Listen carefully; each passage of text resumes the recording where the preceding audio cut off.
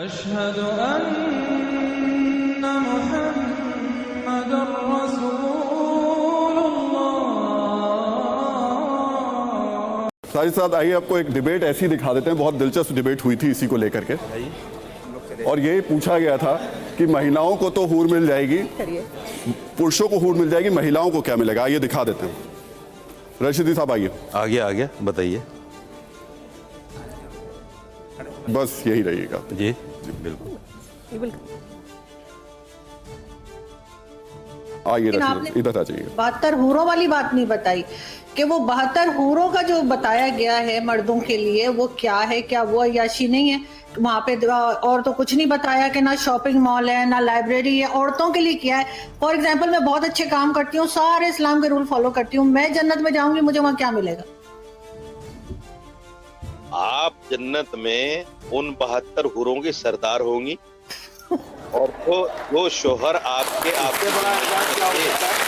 वही शोहर आपके, ये सरदार होंगे। नहीं, इससे बड़ा एजाज क्या हो सकता है? आपके शोहर भी अच्छे काम करते होंगे।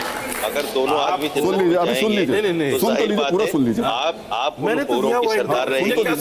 नहीं, बाकी लोग तो सुन लें। अरे मैंने इंटरव्यू दिया हो, मुझे क्या सुना रहे हैं? ये फिर वही बात आती है जैसे मैंने जवाब दिया कि ये दुनिया के अंदर उन अच्छे अमाल की जज़ा है, उन अच्छे अमाल का सब। वहाँ अय्याशी का तस्वुर भी नहीं कर सकता। मौलाना साहब, मर्दों के लिए 72 हूरें और औरतों के लिए वही वाला शौहर जो यहाँ पर है, ये तो बड़ी गलत बात है।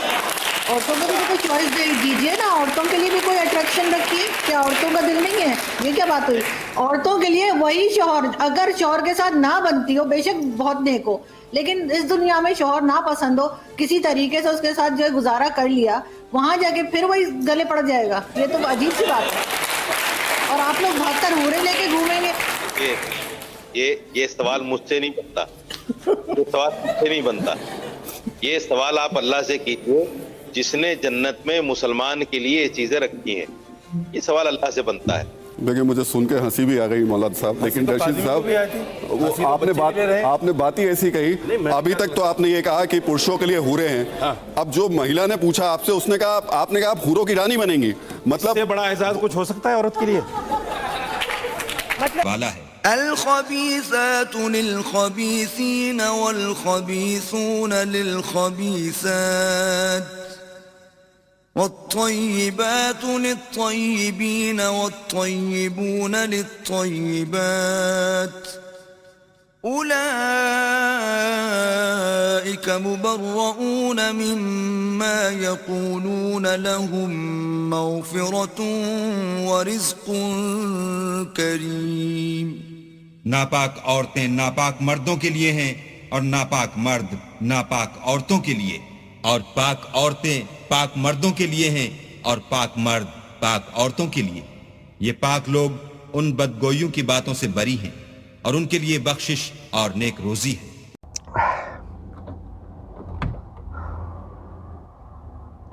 अस्सलामु अलैकुम रहमतुल्लाहि व बरकातहू। आज 25 अक्टूबर है, जुम्मा का दिन, और 8:30 बज रहे हैं। ये वीडियो नंबर 2 है, वीडियो नंबर 2। पिछली वीडियो थोड़ी बड़ी हो गई थी, तो ख़ास मौजू ये है कि मियाँ बीवी के दरमियान में रिश्ता, मियाँ बीवी के बारे में जो गलत फहमियाँ हैं और कुंवारे लड़के लड़कियों के दिल में जो गलत फहमियाँ डाली जाती हैं, इस्लाम की तरफ से गलत बातें की जाती हैं। इसीलिए लोग इस्लाम की कुछ कुछ बातों को पकड़ लेते हैं और इस्लाम को बुरा समझते हैं, जबकि ये कसूर उलमा का है। उलमा को जो गलत बयानबाजी है वो नहीं करना चाहिए। जैसा कि उलमा बयान करते हैं, मैं टीवी पे देखता हूँ कि इस्लाम का लोग मजाक भी उड़ाते हैं 72 हूरों को लेकर के, और उसमें जो ख़ास बातें ये की जाती हैं कि औरत को जन्नत में भी वही शौहर होगा जो दुनिया में था। औरत कहती भी है कि अगरचे मुझे वो शौहर पसंद ना हो तो भी। मुल्ला कहता हाँ। मुल्ला कैसे हाँ कह सकता है कि कोई औरत अगर अपने दुनिया के शौहर को पसंद नहीं करती, आप ज़बरदस्ती उसी शौहर के साथ उसको ज़िंदगी बिताने के लिए मजबूर करेंगे, जबकि दुनिया के बाद की ज़िंदगी कभी ना ख़त्म होने वाली ज़िंदगी है। दुनिया में तो औरत मजबूर होती है क्योंकि औरत का गुजारा उसके माँ बाप के यहाँ नहीं होता है, मजबूरी है। और अगर अपने शौहर अपने शौहर से उम्मीद ना रखे तो किससे रखे?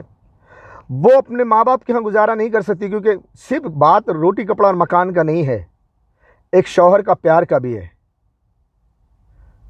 तो उसे मजबूरन होना पड़ता है। बाज़ औरतों को मजबूर होना इस वजह से भी पड़ता है कि उसके माँ बाप नहीं होते, बेसहारा होती है।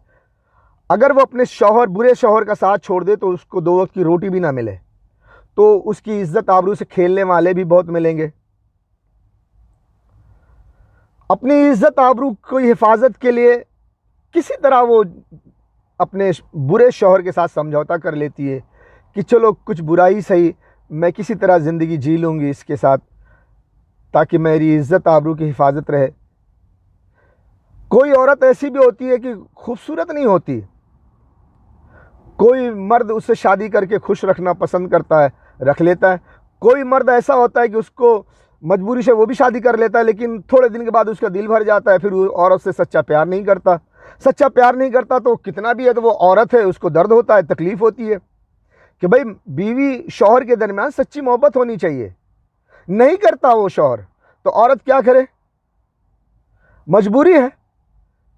वो औरत बेचारी किसी न किसी तरह से दिन निकाल लेती है, इस उम्मीद पर कि अल्लाह ताला मेरे लिए बेहतर करेगा और दुनिया में किसी तरह दिन निकालूंगी, जन्नत में अल्लाह कोई और अच्छा शौहर अता फरमाएगा।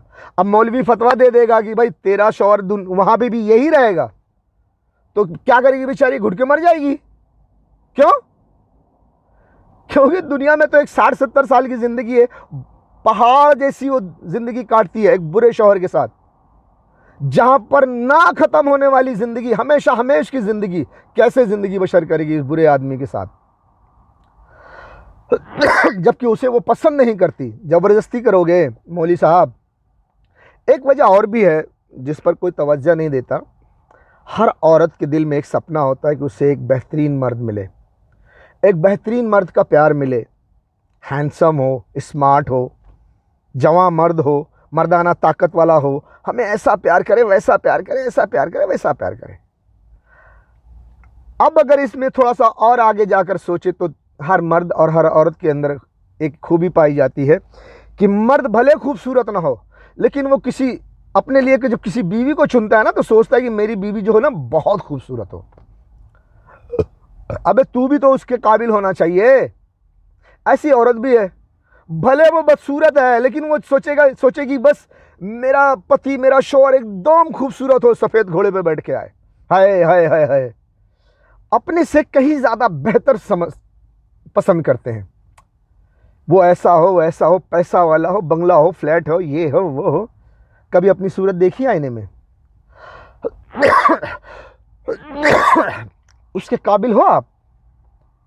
क्या आप इतनी खूबसूरत हो कि आपको इतना खूबसूरत शौहर मिले, इतना खूबसूरत पैसे वाला मिले, मर्द मिले, ऐसा मिले, वैसा मिले? अपने आसपास ढूंढो ना बैलेंस में, थोड़ा कम हो या थोड़ा ज़्यादा हो, चला लो काम। नहीं, मैं कम हूँ, मेरे को एकदम हाई लेवल का चाहिए। आदमी भी ऐसा सोचता है, बंदर जैसी शक्ल है और एकदम कटरीना कैफ चाहिए हमको, ऐश्वर्या राय चाहिए। क्यों? हा? तो मर्द भी ऐसा है, औरत भी ऐसी है, तो सोचती है अल्लाह मियाँ मेरे को अच्छा मर्द देना। और मौलवी कहता नहीं जी वही मर्द मिलेगा। कैसे मिलेगा?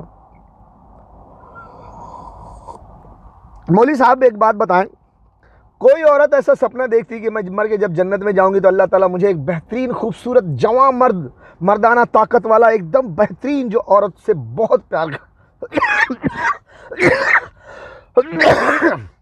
जो औरत से बहुत प्यार करता हो, बड़े मोहब्बत करता हो, बड़े इखलाक वाला हो, बड़े अच्छे इखलाक से पेश आता हो औरत के साथ, ऐसा मर्द दे। तो मौलवी साहब ने फतवा दे दिया, नहीं जी तुझको तो वही शौहर मिलेगा। अब वो तो इखलाक वाला है ही नहीं है, जवां मर्द है ही नहीं है, क्योंकि उसने नेक अमल किया नहीं है। अल्लाह ताला ने तो फरमाया कि जो तुम नेक काम करके आओगे वो तुमको तुम्हारा सिला मिलेगा, उसका सिला मिलेगा, तुम्हारी नेकियां ज़ाया न की जाएंगी। जो जितना कमा के लाएगा उसको उतना ही मिलेगा। हाँ, थोड़ा बहुत बढ़ा दे, अल्लाह की मर्जी। तो उस लेवल तक उस मर्द ने अमल ही नहीं किया है, तो वो वहां तक पहुंचेगा कैसे? औरत ने तो अल्लाह से आरजू करके नेक अमल की है, वो अपने आप को खूबसूरत बना ली है, मर्द ने नेक अमल ही नहीं किया।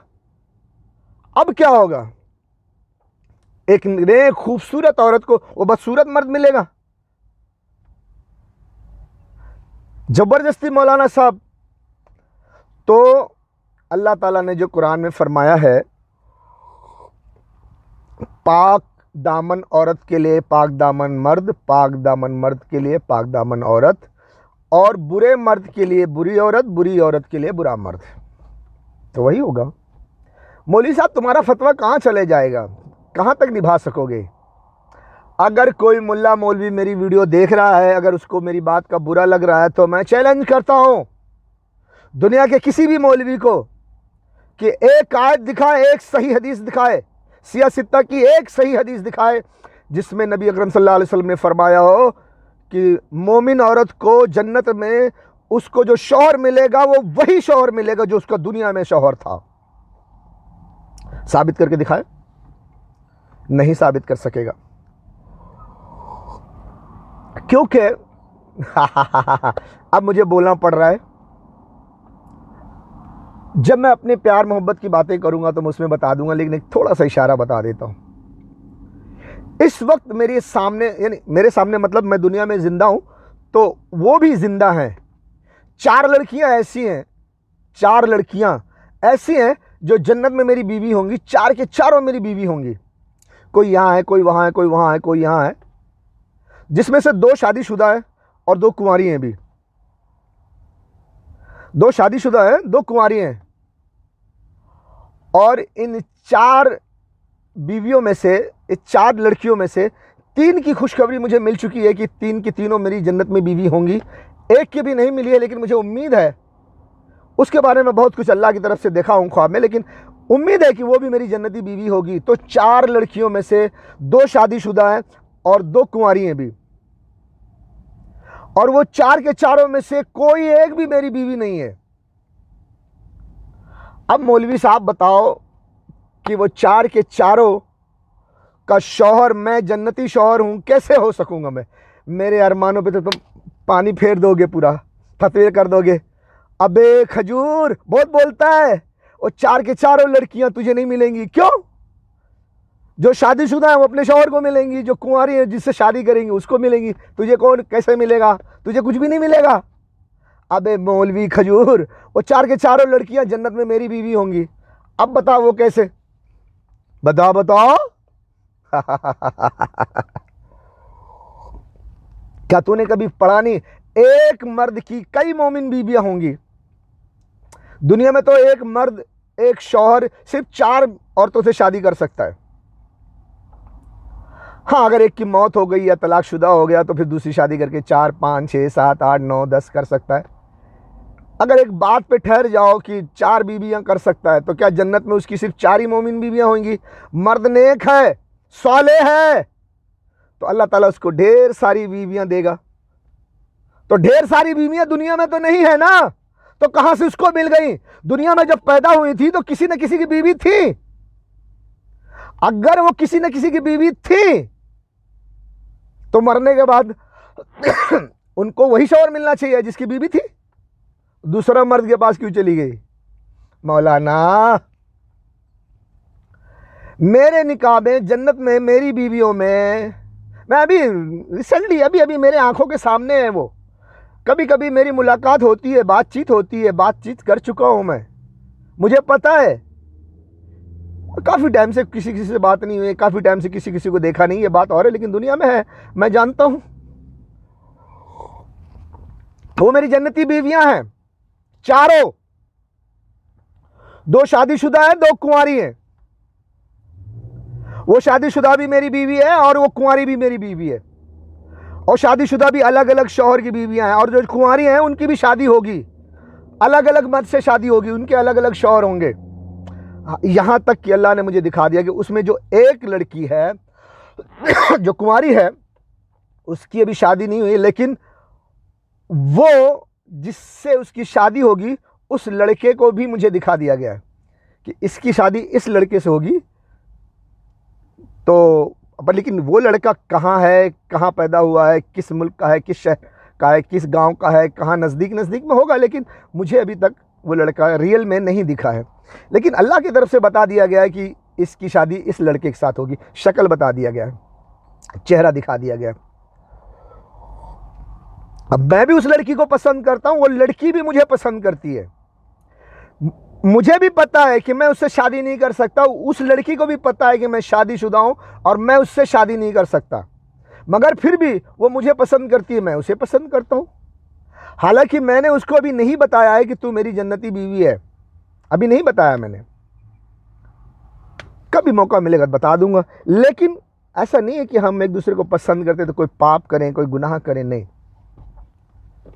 मैं प्यार करता हूँ, मैं जानता हूँ, मैं पढ़ा लिखा हूं, मुझे इल्म है कि सबसे बेहतरीन चीज क्या है, मुझे पता है, तो मैं सबसे बेहतरीन चीज अपने लिए चुनता हूं। अब जैसे एक जाहिल आदमी को मैं एक मिसाल देता हूं। एक बच्चा है जो किसी गरीब खानदान में, गरीब परिवार में पैदा हुआ, उसके बाप का पूरा खानदान गरीब है, उसके माँ का पूरा खानदान गरीब है कि बड़ी मुश्किल से 2 वक्त की रोटी कमा के खा लेते हैं बेचारे। अब ऐसे उस खानदान में एक ऐसा लड़का पैदा हुआ जो गरीब पैदा हुआ, सारी जिंदगी वो गरीब ही था, एक एक टुकड़ा रोटी को तरसा है वो, ठीक है। लेकिन थोड़ी दूर जा कर के, कुछ उम्र में जा कर के उसको एक लॉटरी लग गई, कई अरब रुपया उसको मिल गया, लॉटरी निकली। एग्जाम्पल यार, समझ लो, लॉटरी निकली, अचानक वो कई अरब रुपया उसको मिल गया। गवर्नमेंट ने बड़े इज्जत से बुलाया उसको, तेरी लॉटरी निकली है, तू इतना अरब रुपया तेरा ये ले, तेरे अकाउंट में डाल दे। बड़ा नाम शोहरत के साथ तालियों के गड़गड़ाहट में कई अरब रुपया उसको दिया गया, उसकी लॉटरी निकल गई। अब वो पूरे खानदान को जमा करके बोला, भैया हम इतने बड़े अरबपति हो गए हैं। उसने बेहतरीन घर बनाया, बेहतरीन कोठी बनाई, बंगले बनाए, ज़मीन खरीदी, सब कुछ कर लिया। अब क्या, अब वो शादी करना चाहता है, अब शादी करना चाहता है। मैं पूछता हूँ तमाम लोग से, मेरी वीडियो देखने वालों से, कि वो गरीब बच्चा जो अरबपति अब बन गया, अब शादी कहाँ करे, शादी कहाँ करे? क्या वो इमरान खान बन जाए? इमरान खान को दौलत पाकिस्तान ने दिया, इज्जत पाकिस्तान ने दिया, सब कुछ पाकिस्तान ने दिया, लेकिन जाकर बंदे ने शादी कहाँ की? इंग्लैंड में किया, एक यहूदी की बेटी के साथ। हाँ जी, वो मुसलमान हो गई। ऐसा कि उसके खानदान में, उसके मोहल्ले में, उसके शहर में कोई मुसलमान लड़की नहीं थी।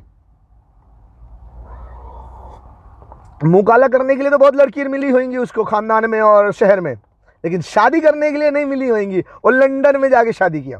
तो अब मैं पूछता हूँ मेरी वीडियो देखने वालों को कि वो गरीब घर के जिसको अरबों की लॉटरी निकली है, वो अब बंगला उंगला सब बना लिया, अब शादी करना चाहता है, अब शादी कहाँ करे? अब वो रिश्ता ढूंढे किसी अरबपति की बेटी के साथ। एक अरबपति की बेटी से शादी करके घर लाए तो उसको क्या एहसान करेगा, उस पर क्या फजीलत होगी, क्या होगा? वो लड़की पहले भी अरबपति थी, बड़ी खुशहाल जिंदगी जीने वाली, बड़े महल में रहने वाली, आके उसके साथ भी बड़े महल में रहेगी, क्या फ़र्क पड़ता है? लेकिन वो लड़का चूंकि गरीब घर का था, उसने फैसला किया कि मैं इस्लाम के मुताबिक 4 शादी करूंगा और 4 के चारों शादी अपने खानदान की उस सबसे ज्यादा गरीब घर में करूंगा जो मेरे खानदान में सबसे ज्यादा गरीब घर की बेटी है। 4 घर से 4 गरीब बेटी से निकाह पढ़ के लाया, अपने महल में रखा, और चारों लड़कियों से बहुत प्यार करता है, मोहब्बत करता है सच्चे दिल से। और चारों लड़कियों के खानदान वालों को, चारों लड़कियों के माँ बाप को, उसके भाई बहन को, सबको पैसे दिया, जाओ ऐश करो, तुम भी क्या याद करोगे? बताओ, एक गरीब घर का गरीब लड़का जिसकी लॉटरी लग गई अरबों रुपया, उसने गरीब के घर में शादी की, वो अच्छा है? या इमरान की तरह जाके लंदन में शादी करे, वो अच्छा है? फैसला करो, सोचो सोचो सोचो। अगर कोई गरीब अमीर बन जाए तो अपने खानदान में गरीब लड़की से करे, वो बेहतर है, या अरबपति बन गया तो जाओ अरबपति को ढूंढो। तो गरीब लड़कियां जो अपने खानदान में, वो नहीं बोलेंगी हरामी माटी मिला छिन्नी गाड़ा मर जाए मिट जाए, वो गरीब था तो हमारे पीछे आगे पीछे घूमता था, अब अरबपति हो गया तो हमको छोड़ के वहाँ अरबपति में जाके शादी कर लिया। क्यों? हमसे शादी करता तो हम उसे प्यार ना करते? हाँ। अब वो अमीर आदमी अगर किसी गरीब से शादी की फरमाइश करता है तो क्या बुरी बात है? अच्छी बात है ना। लेकिन ऐसा करने पर भी कभी कभी वो गरीब घर की कुछ गलत लोग होते हैं ना, पढ़े लिखे नहीं होते, जाहिल जपट होते हैं, वो जब गरीब घर में जाके रिश्ता भेजता है तो वो बुरा मान जाते हैं, है साला हमारे से शादी करना चाहता है ओए ऐसे, यानी क्योंकि उसको पता नहीं होता कि इसकी अरबों की लॉटरी लग गई है। अगर पता चल जाए तो वो भी खुश हो जाए, लेकिन अभी तक पता नहीं चला गरीब को, वो अभी क्योंकि दिल की अच्छी नहीं है ना, अमल की बुरी है, पढ़ी लिखी नहीं है, इसलिए बुरा मान जाती है। और जो अरबपति है वो उसने बताया नहीं है कि मैं अरबपति हूँ, इम्तिहान ले रहा है, एग्ज़ाम है। जैसे गजनी में आमिर खान नहीं बताता कि मैं वही आमिर खान हूँ जो अरबपति है, थोड़ा सा फिल्मी है, तो ऐसा होता है ना। तो एक बंदा ऐसा है जिसका कल क़यामत के दिन आखिरत में बहुत बड़ा दर्जा है, उसके पास कोहिनूर के हीरों से भी ज़्यादा बेहतर हीरे, छोटे छोटे मोतियों से बना हुआ महल है, बहुत बड़ा महल। उसके बहुत बड़े महल में बहुत बड़ा स्विमिंग पूल भी है, और बहुत महल, बड़े बड़े महल हैं, बड़े बड़े बागात हैं, सब कुछ है।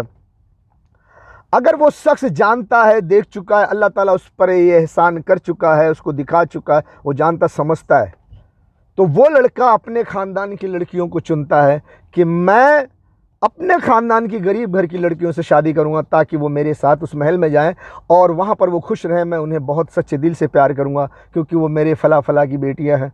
वो फला फला भी खुश हो जाएंगे, उनकी भी बख्शिश हो जाएगी क्योंकि वो अपनी बेटी उसको दिए हैं जिसका जन्नत में बड़ा मकाम है, तो उनकी भी बख्शिश हो जाएगी, अल्लाह ताला उनको भी बख्श देगा, तो उनका भी फ़ायदा हो जाएगा।